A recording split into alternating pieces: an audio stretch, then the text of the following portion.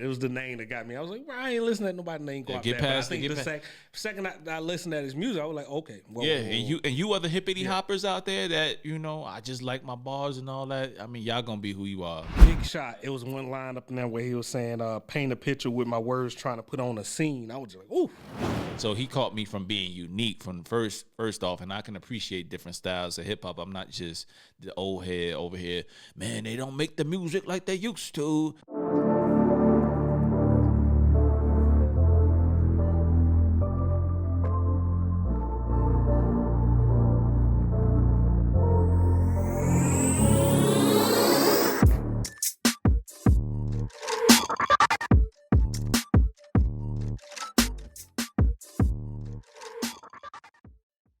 This is Don't Sleep on the Couch podcast.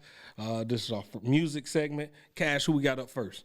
Let's go with your boy Guapdad 4000. Let's start off with Guapdad. So Guapdad dropped the album with llMIND called 1176. 1176, 14 tracks, 45 minutes total on it. The Scam King is back with more slick bars and a manuscript of how to get off. Yo, I like this. I like this shit, to be honest with you, man. Like you got to have these characters, and I'm not comparing him to a Slick Rick, and I'm not comparing him to a Biz Markie, but you got to have these characters in rap who don't just do the same thing, talk about drugs, talk about trapping, talk about all this stuff. This guy happened to be talking about scamming. But what I'm saying is he's much more than a scammer rapper, what he's termed as.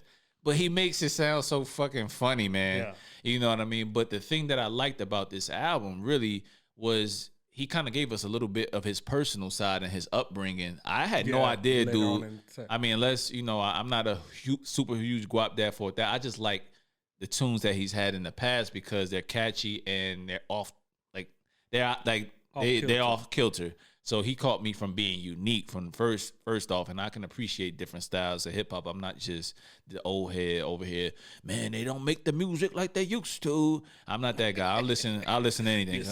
That sounded too good coming off. Like you say that a lot. Nah.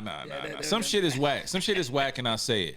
You know what I'm saying? But I'm not one of the old heads that's gonna hate on these youngins out here that's doing their thing. I happen to like Guapdad. I was the one that told you about him at first, and you wasn't feeling him, but what?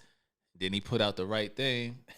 But it was opposite when you did the same thing to me with Young Thug. So the first time you did tell me about it, it was the name that got me. I was like, well, I ain't listening to nobody named Guapdad. Get past the second I listened to his music, I was like, okay. And you other hippity hoppers out there that, I just like my bars and all that. I mean, y'all gonna be who you are. Like what you like. But if you want to diversify your portfolio in terms of what you listening to, then I would say give him a chance. Like shit like Chicken Adobo or Heaters. So before you go down there, so what did you like about the album? Like how I like the production. It was 14 tracks but it wasn't long. Still wasn't long, like less than an hour. How much did you like about it? Like 14 tracks? Like I'd probably say I would recommend 5 out the gate. 5 out the gate for me. I'm telling you, Cash, I like just about the whole damn album. I play it. It goes all the way through.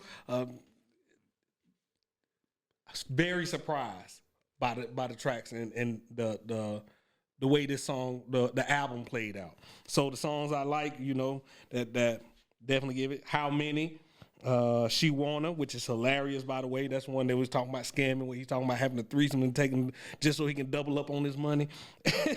Tinfinity, Big Shot, Chandler, Muhammad, Touch Dough, Downgrade, Chicken Adobo, and Stoop Kid be the ones I would say definitely go listen to that. If I had to shorten that up, How Many, She Wanted, Tinfinity, Muhammad, and Chicken Adobo. Yeah, dude is getting better. Like the fact that the latter end of half of the album gets stronger, that just goes to show you that he had a solid body of work. And some of the things he was saying on the outro of Stoop Kid was just like, that's dope, man. Like that's dope to be able to tell your story and get that off, and then but you to be able to hear it in the songs beforehand. So it tied it in pretty well. So Stoop Kid was one of my joints, Chicken Adobo, Gargoyles. Big I Shot. Like that. There was one line up in there where he was saying, paint a picture with my words trying to put on a scene. I was just like, ooh. And then a lot of limited features on here. So yeah. I do like to give props for when you carry the lion's share of the album. Now, he did have help. And if y'all sleeping on llMIND and what llMIND has done production-wise, I highly suggest that you do your homework on who llMIND is, because he's doing all types of dope shit and produced for like some of the biggest acts out here if you really do your homework on him. So he gave Guapdad an alley-oop, and I like that he worked with him because he's a traditionalist as far as in the hip-hop space, but he's branched out from that, and being able to branch out into other artists, pop stars and stuff like that gave him the ability to do what he did with Guapdad, who is multifaceted in what he does.